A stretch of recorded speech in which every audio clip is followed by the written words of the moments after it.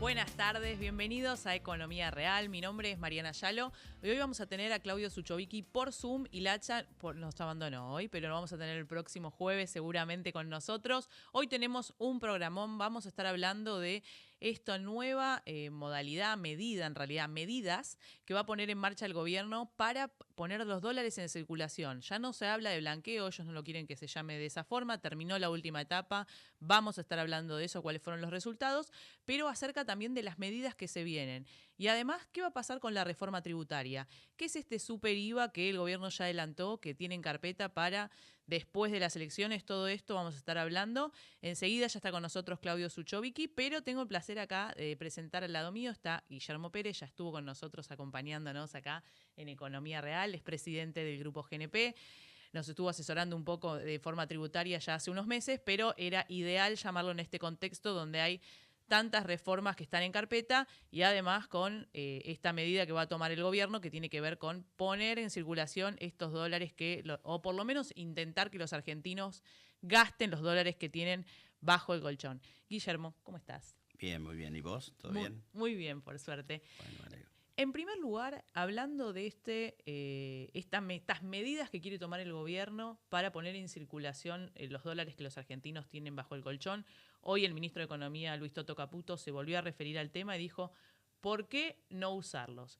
¿Qué medidas te imaginás que pueden estar pensando en el gobierno? A ver, yo todo lo que voy a decir respecto a estos dos temas que vamos a hablar en principio, que tiene que ver con la posibilidad de legalizar, blanquear, llamémoslo como querramos, los dólares que están guardados y nunca fueron declarados, y el tema de federalizar el IVA, hacer un IVA provincial. La verdad que estamos teniendo que intuir muchas cosas por cómo lo van a hacer, ¿no? Respecto a la primera pregunta que me haces, nosotros tratamos de imaginarnos qué mecanismos legales se pueden utilizar para poder, digamos, permitir que la gente pueda, de alguna manera, regularizar, vamos a usar esa palabra, los dólares que tiene guardados en el colchón o en donde sea y que no los tenía declarados, ¿sí? Blanqueo, obviamente, no van a poder utilizar, el blanqueo ya se utilizó, el blanqueo ya terminó, no corresponde desde ningún punto de vista, digamos. Pero hay un mecanismo que está previsto en lo que se llama la Ley de Procedimiento Fiscal, que en mi época de juventud se usaba mucho y hace ya varios años que no lo veo, que se use, y acá lo están remozando, me parece, que es utilizar lo que se llama el régimen de presentación espontánea. Uh-huh. El régimen de presentación espontánea es cuando vos, yo voy a hablar así muy coloquialmente, es cuando vos te presentás espontáneamente al fisco y decís, aquí estoy yo, tengo estos ingresos o tengo este dinero y no lo he regularizado nunca y lo quiero regularizar espontáneamente. Ese mecanismo del artículo 113 es una ley que le da facultades al Poder Ejecutivo de, por un tiempo determinado, establecer e implementar este régimen de presentación espontánea, o sea, dar un periodo de tiempo para determinados fines, o en este caso sería para dólares hasta $100.000, para la compra de bienes durables. Y lo que le permite al Poder Ejecutivo es que por decreto te exima de todo tipo de sanciones, multas, intereses resarcitorios, intereses punitorios, etc. No dice nada ni habla nada de ley penal tributaria, ¿sí? Pero se supone que si vos exteriorizás en función a un régimen legal que es el de presentación espontánea, ya desapareció uno de los dos condimentos que se necesitan para que haya aplicación de la ley penal tributaria. ¿Cuándo aplica la ley penal tributaria?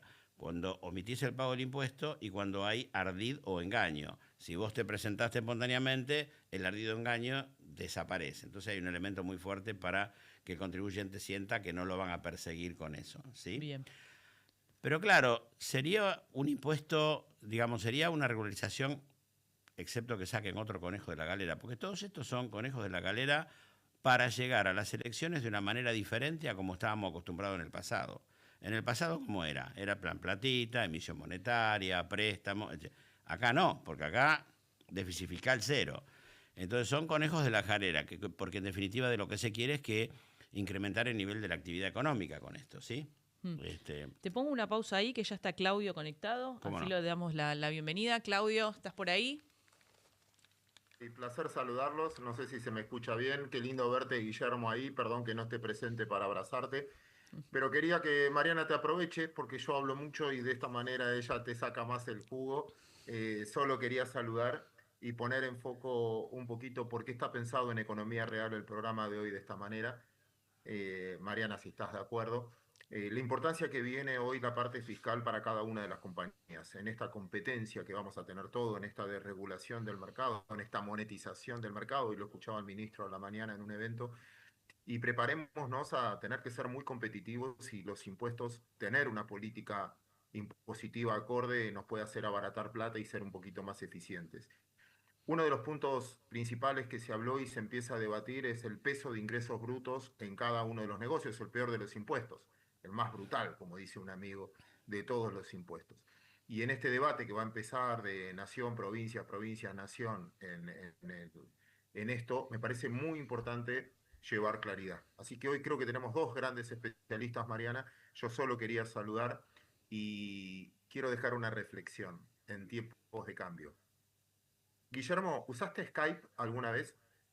Sí, hace mucho tiempo. Tengo un hijo viviendo en Estados Unidos. Y usabas Skype para comunicarte. Así Empresa es. que nació en el 2003. ¿Vos, Mariana, llegaste a usar Skype? Muy poco. Algo. Ah, mira. Llegó a tener el 40% de la comunicación que no sea telefónica. Skype era lo que usábamos todos para comunicarnos por internet, para vernos las caras. Antes de la pandemia y durante la pandemia, yo me acuerdo cuando te hacían notas por tele, en nada, que salías porque salíamos todos encerrados, todos usábamos Skype. Nació en el 2003, llegó a ser una mega compañía, creo que la compró Microsoft, en un Sí. valor de, pero millonario, más de 8.000 millones de dólares.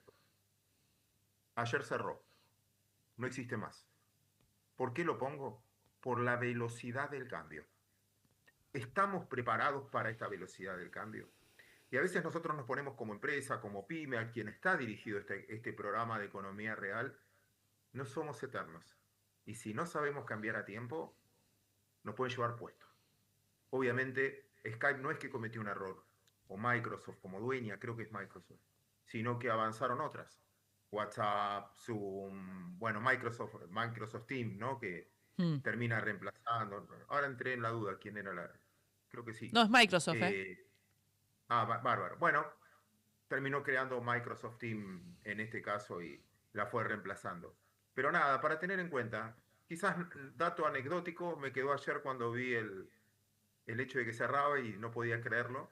Pero vimos un montón de compañías que marcaron y tuvieron el 40% de las comunicaciones globales y que de estar allá arriba a un día puede no ser exitoso.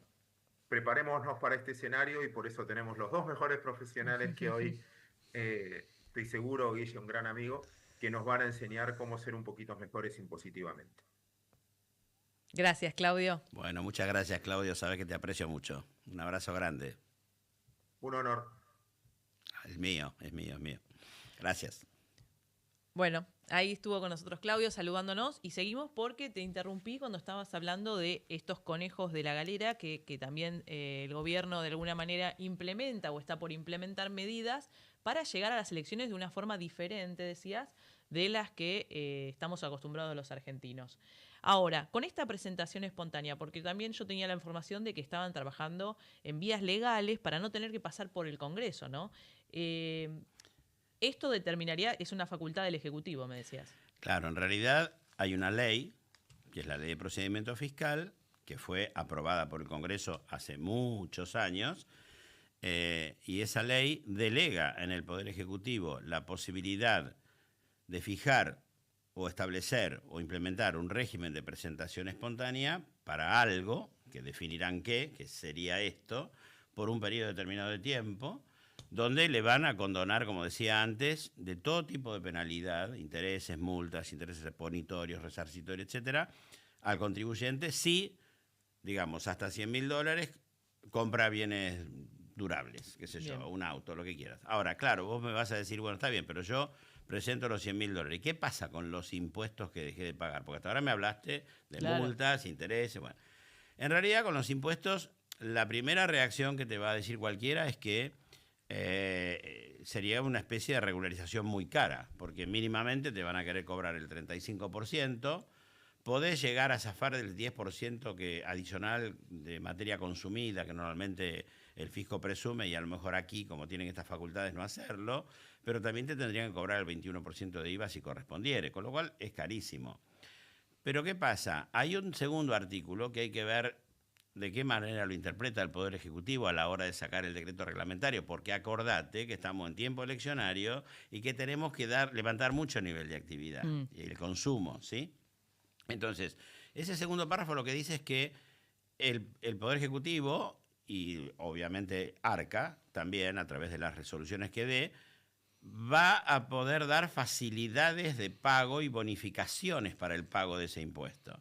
Entonces hay que ver cómo lo interpreta eso, si simplemente va a decir, bueno, ok, presentame un plan de facilidad de pagos a 120 cuotas y lo pagás así, con intereses absolutamente benignos, condonados, o si la interpretación del Poder Ejecutivo a efectos de este segundo párrafo es decir, bueno, además te voy a dar una condonación de parte del impuesto.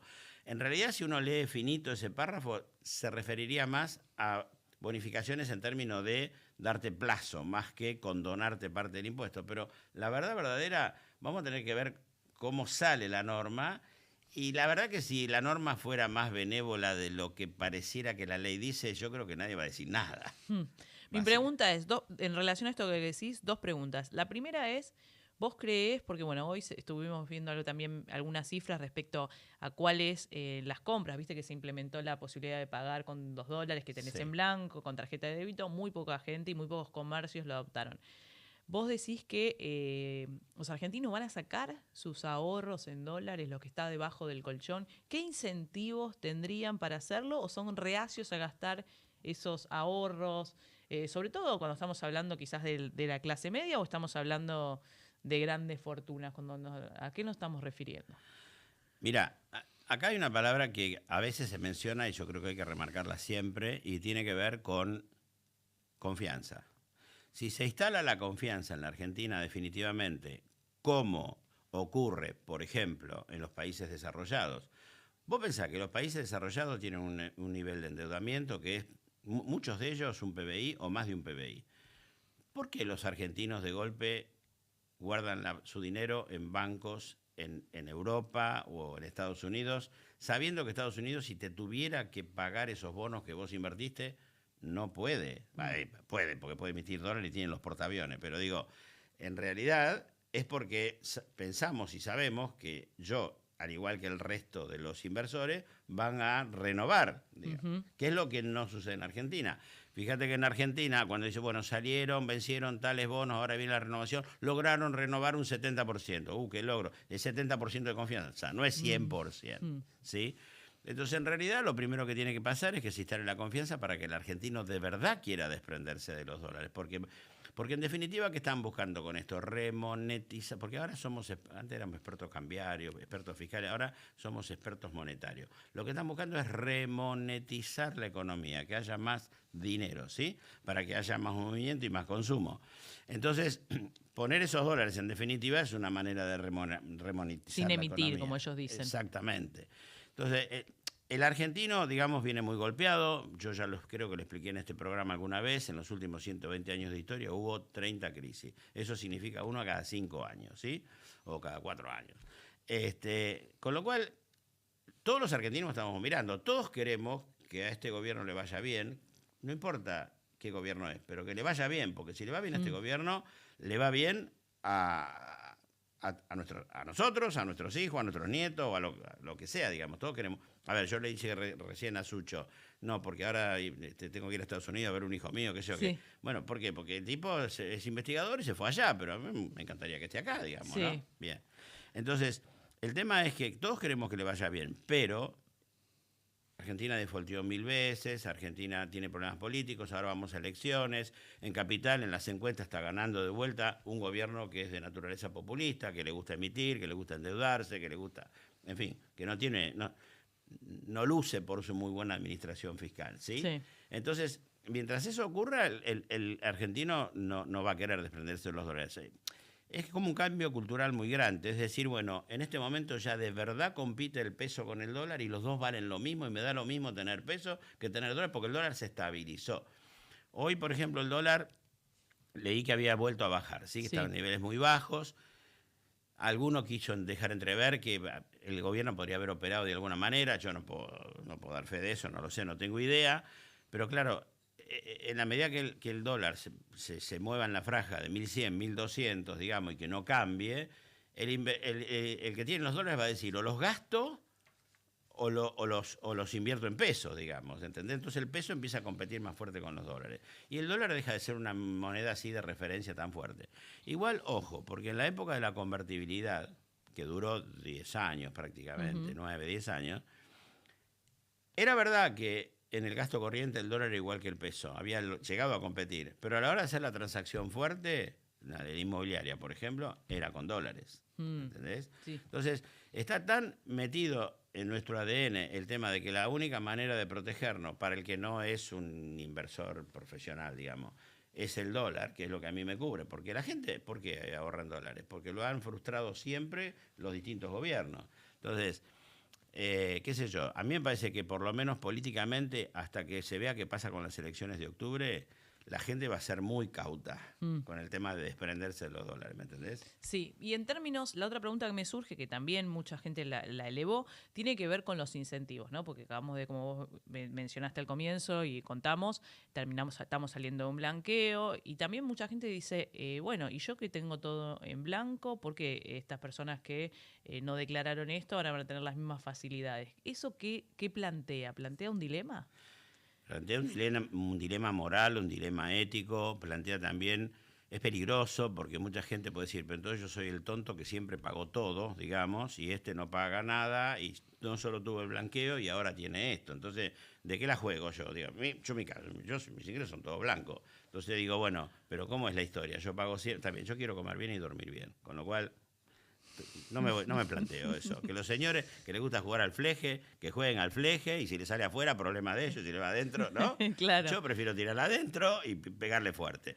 Entonces, sí, plantea un dilema. Hay gente que sí, yo escucho que se lo plantea de verdad, ¿viste? Y a mí lo que me da miedo de estas cosas es que incentive a la gente a la economía informal, ¿entendés? El que siempre hace economía formal dice, total, cuando voy a jugar al golf o cuando termino al restaurante, el tipo al lado me dice, yo no pagué, vos pagaste, sos un tonto, yo soy un vivo.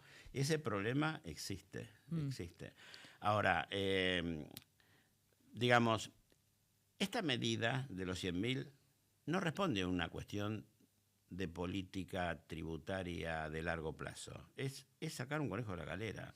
Es tratar de darle mayor actividad económica a la Argentina porque como producto de las demás medidas y el producto de limitar la base monetaria, obviamente el nivel de actividad te cae, vos al inyectar todo esto, el nivel de actividad te sube. Por otra parte, una reflexión interesante. ¿Por qué 100.000?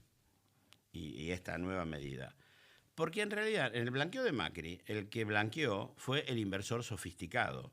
Y blanquearon grandes sumas, a tal punto que se llegó a un blanqueo de 120.000 millones de dólares. Fue el segundo más grande del mundo en términos de PBI.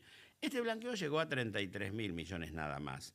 Pero 23.000 fueron dinero. Y de ese dinero, muchísimo fue chiquitaje. Fue de a 100.000, de a 100.000, de a 100.000. O mejor dicho, 99.999. Sí. Para no pasarse. Para no pasarse. Entonces, claro, yo creo que pudieron ver de que estos 100.000, digamos, podrían llegar a repetirse esta historia, ¿entendés? Aparte no te preguntan el origen de los fondos. Ahora, eso sí, guarda, que yo esto no lo dije. Yo creo que las normas de lavado de dinero van a seguir vigentes, las normas de la UIF. O sea, los bancos, cuando les llegue ese dinero, si es un cliente recurrente normal, no va a hacer nada, pero si le llama la atención, va a ser un ROS, un reporte de Sí, porque además operaciones estamos en organismos internacionales que nos piden que nos atengamos a ciertas normas, ¿no, Gafi? El GAFI, claro, el Grupo de Acción Financiera Internacional. Eso, a ver, nosotros estamos en la lista blanca, pero en octubre pasado estuvieron viendo si nos bajaban de vuelta a la lista gris por cierta flexibilidad que hubo en el gobierno anterior. Y si pasaba eso, el blanqueo era un fracaso total. Entonces, las normas del GAFI de la Unidad Financiera Internacional de acá de Argentina, esto va a obligar a que los bancos informen si ven una operación sospechosa. Lo van a hacer, o sea, en eso una cosa es el dinero ilegal, sucio, Sí. por eso se lava, y otra cosa es el blanqueo. El blanqueo es dinero legal que no pagó impuestos. En cambio, el lavado de dinero normalmente tiene que ver, se lava porque es sucio, porque Claro. es ilegal, ¿me entendés? Sí, sí. Y ya para ir, después ya nos vamos ya a la competencia fiscal. Pero la última pregunta es, yo me acuerdo cuando nosotros hablamos del blanqueo, que estaba generando mucho interés, muchas personas, muchas consultas, ¿no? Que asesorando a clientes. Ahora, ¿hay consultas por esto? ¿Todavía no? ¿Están esperando que salga la medida? ¿O ya la gente empieza a moverse y a preguntarse y a preguntarte? Hay tremenda inquietud, pero no podemos contestarle nada porque en realidad estos fueron declaraciones, yo te diría, superficiales, diciendo de que se estaba pensando en eso, pero inclusive hoy estuve en una reunión, digamos, de CEOs de una institución importante argentina. Habíamos 2 o 3 tributaristas, el resto eran CEOs de empresas, todos muy interesados. De hecho, normalmente ahí se habla de los niveles de actividad de los distintos sectores y este tema se puso en la mesa. Bien. Y bueno, yo cuando planteé lo de la presentación espontánea, me parece que hasta sorprendí a algún tributarista, porque todos dijeron, ¿será eso, no será eso? Porque es como que a nosotros razonamos que ese tenía que ser el mecanismo. Capaz que inventan algo que no sabemos qué es. La verdad verdadera es que hoy no se sabe cómo lo van a hacer. Alguno, por ejemplo, dijo, bueno, ¿por qué no se hizo una prórroga directamente de la primera etapa del blanqueo? ¿Se que podía permitía hacer los 100.000? eso? No, para mí tiene que ser por ley, digamos, ¿sí? Tiene que ser por ley del Congreso. Entonces, esta gente, para mí, lo que está queriendo evitar con esto es ir al Congreso, digamos. No, eso está claro, esa es la información que tengo yo de que están viendo las vías legales para no tener que pasar nuevamente por el Congreso y que salga de otra manera. Quizás lo que vos decís, si es una vía que tiene habilitada el Ejecutivo, puede llegar a ser. Sí, la presentación espontánea delega las facultades en el Ejecutivo, así que es ideal para hacer esto. Tiene que resolver el problema del costo, porque el costo fiscal, si fuera el 35 más el 21, es muy caro. Entonces ahí tienen que... Si alguno me está escuchando, algún funcionario que se fije bien en el segundo párrafo, sí. Porque a lo mejor ahí, además de dar facilidad de pago, pueden dar bonificaciones y bajar el costo nominal del impuesto, del 35 y el 21, ¿entendés? Sí. Guillermo, ya quiero que nos metamos un poco también porque nosotros tenemos un público que mucha empresa, mucha pyme, ya pensando en lo que es la reforma tributaria y la expectativa, más allá del blanqueo que también generó mucho interés, bueno, también la expectativa está puesta en la reforma tributaria, mucho pedido de los empresarios al gobierno, bajen los impuestos, cada reunión que tienen es lo que se le pide, incluso ya los industriales diciendo no hablan más ya de tipo de cambio, sino que más bien están hablando del costo argentino, también con la posibilidad de que entren productos importados, bueno, está en el centro de la escena. Y definiciones importantes del ministro de Economía, Luis Toto Caputo, respecto a esta competencia fiscal que ya sabemos, Milei ya había dicho que iba a implementarse y ahora se dieron detalles, con la posibilidad de que el Estado se quede con una parte y luego le dé, ¿cómo sería?, competencia a las provincias para determinar el resto de lo que van a cobrar del IVA. Sería algo así como, esta la inventé yo ahora, sería algo así como federalizar el IVA, ¿no? O sí. Provincializar el IVA. Mira, una cosa que no quiero olvidarme decir antes de meternos de lleno en este tema con respecto a la reforma tributaria. No hay que dejar de leer lo que el Fondo Monetario dijo en términos de reforma tributaria. El Fondo Monetario dijo que la reforma tributaria tiene que ser neutra por el momento. Neutra significa que te doy por un lado y te saco por el otro. Con lo cual, la tan mentada baja de impuestos que legítimamente reclaman los empresarios argentinos, porque, como no sé si lo dije en este programa alguna vez, pero 2/3 partes de la utilidad se la lleva la carga previsional y la carga impositiva, y entonces es realmente un pecado capital. Ya hoy que habemos papas, sí. Es un pecado capital no preocuparse de hacer estrategia fiscal. Que no estén esperando los empresarios ahora que va a ser muy fácil una reforma tributaria donde bajen impuestos. Sí que eliminen impuestos que son de muy baja recaudación, que molestan en la administración tributaria de los mismos. Eso tiene más. Sí, a lo mejor, por ejemplo, porque ya lo han prometido fuertemente y el Fondo Monetario además dice que es un impuesto distorsivo, que eliminen o bajen fuertemente o eliminen el impuesto al cheque. O lo mismo con las retenciones. Lo que pasa es que las retenciones tienen un nivel de recaudación tributaria muy alto, con lo cual no va a ser fácil de implementar en el corto plazo. Ahora, con el IVA es muy interesante lo que va a pasar y lo que voy a decir, porque para poder hablar de esto hay que conocer mucho de coparticipación, y yo tengo la suerte de haber aprendido mucho de ese tema, con lo cual te permite razonar la situación. Caputo, cuando dijo vamos a aplicar una alícuota del 9 sobre el 21 que hoy cobramos. Y hubo gente que salió a decir, es el 21 más el 9 más el impuesto provincial. No. No. Lo que quiso decir es, la nación va a cobrar el 9 y las provincias van a cobrar lo que quieran, que debería ser el 12 o lo que quieran o lo que puedan. Y ahí es donde es muy importante analizar qué está pasando con la coparticipación federal del IVA. El IVA hoy, el 90% es coparticipable entre la nación y las provincias, ¿sí? La nación de eso recibe, de ese 90%, recibe el 40% más un 10% que va a seguridad social. O sea, el 40 del 90 da el 36, 4 por 9, 36, más el 10 que recibe directamente, recibe el 46% del IVA. O casualidad, el 46% del 21%, que es la tasa del IVA, da 9.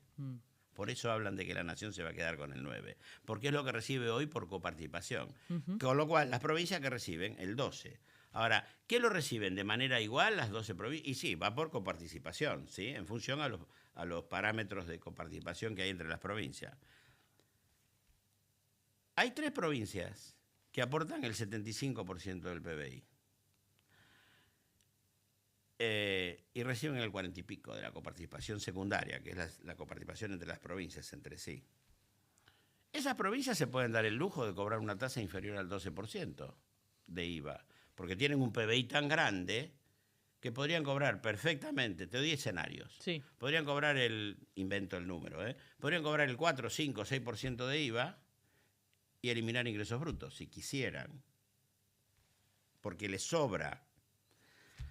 ¿Cuáles son? Vamos a decirlo. Sí, lo decimos. Cava, Provincia de Buenos Aires y Santa Fe. Bien. Sobre todo Cava y Provincia de Buenos Aires. Esas dos son el 60, Santa Fe aporta un 10 más, ponerle un 70, 70 y pico. Esas 3 son las que están sosteniendo a prácticamente todo el resto del país. En realidad, para ser un poco más justo, hay 5 que empatan más o menos, que son Córdoba, Mendoza, Entre Ríos y las 2 más petroleras patagónicas, que son Neuquén y Santa Cruz. ¿Sí?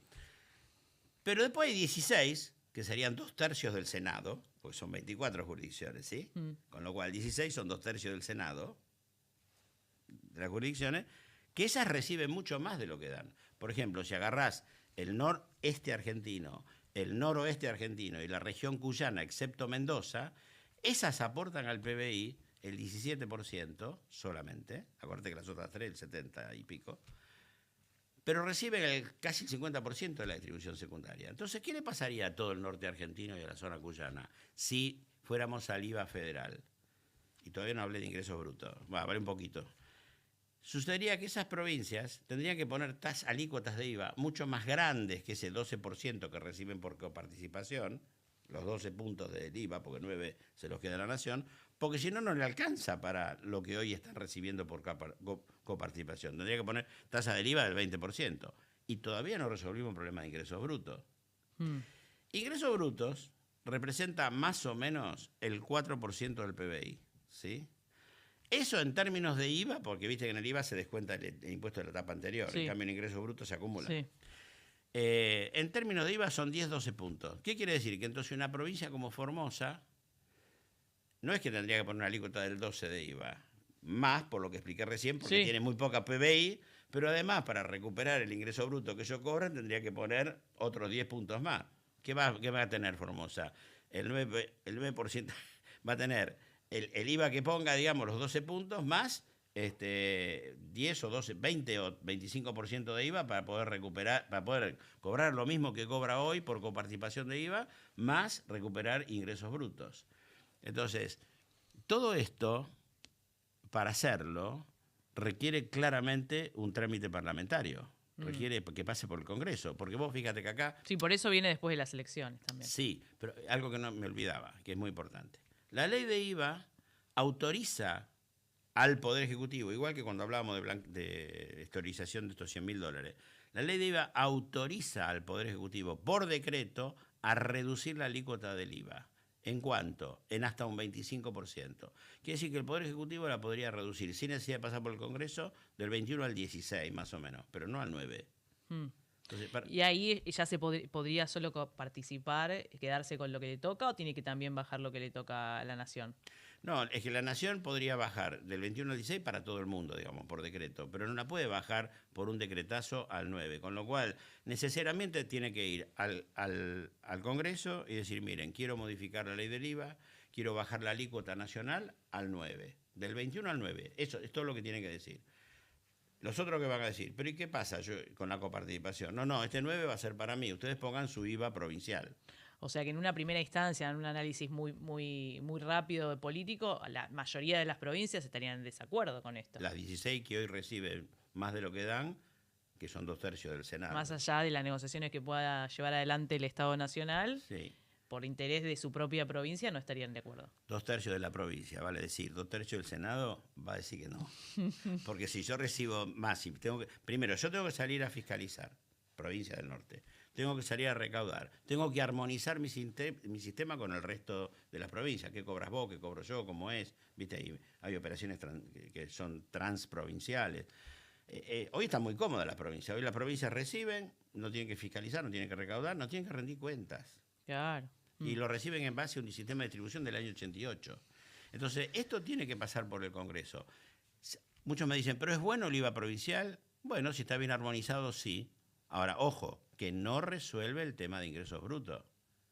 Sí, bueno, eso es otra discusión, ¿no? Sí, lo podría resolver para Capital, provincia de Buenos Aires y quizá para Santa Fe.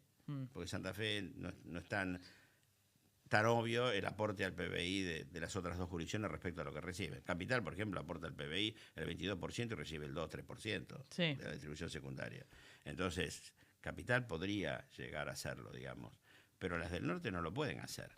Entonces, todo esto requiere un trámite parlamentario así como muy importante para que esto... Y bueno, ahí es donde yo veo... Yo fui uno de los grandes propulsores de hace muchos años de reemplazar ingreso bruto por el IVA provincial, porque me parece que es más justo, vos vas grabando sobre valor agregado y no vas grabando en cascada. O sea, es un impuesto muchísimo, no es distorsivo el IVA. En cambio, ingreso bruto es un impuesto distorsivo, como el impuesto al cheque, digamos. Sí. Yo decía, ¿cuál es mi aspiración de máxima? Poder tener un IVA provincial. ¿Cuál es mi aspiración de mínima respecto al problema de ingreso bruto? Tener unicidad de alícuotas, unicidad de actividades, porque hoy es un engendro. Vos tenés 24 leyes fiscales de cada provincia, donde tenés decenas, cientos de actividades y cientos de regímenes de retención. Sí. Entonces, nada, es eso. Pero yo lo veo mucho más factible la posibilidad del tema de la exteriorización de los 100.000 que el tema de ir a un IVA provincial con una reforma neutra como pidió el Fondo Monetario. Entiendo. Bueno, Guillermo, muchísimas gracias por acompañarnos. Sé que te tenés que ir, así que te agradezco un montón y gracias por esta explicación. Toda la gente de Neura te agradece también. Bueno, un placer, Mariana. Muchísimas gracias. Bueno. Hoy, las reglas de juego cambian muy rápido. En Grupo GNP estamos preparados para estos cambios. Innovamos. Grupo GNP, expertos en servicios integrales de impuestos. Desarrollamos estrategias fiscales para potenciar los resultados empresariales y cuidar los patrimonios individuales. Reconocidos y premiados a nivel internacional por nuestra trayectoria y experiencia. Grupo GNP, tus aliados estratégicos.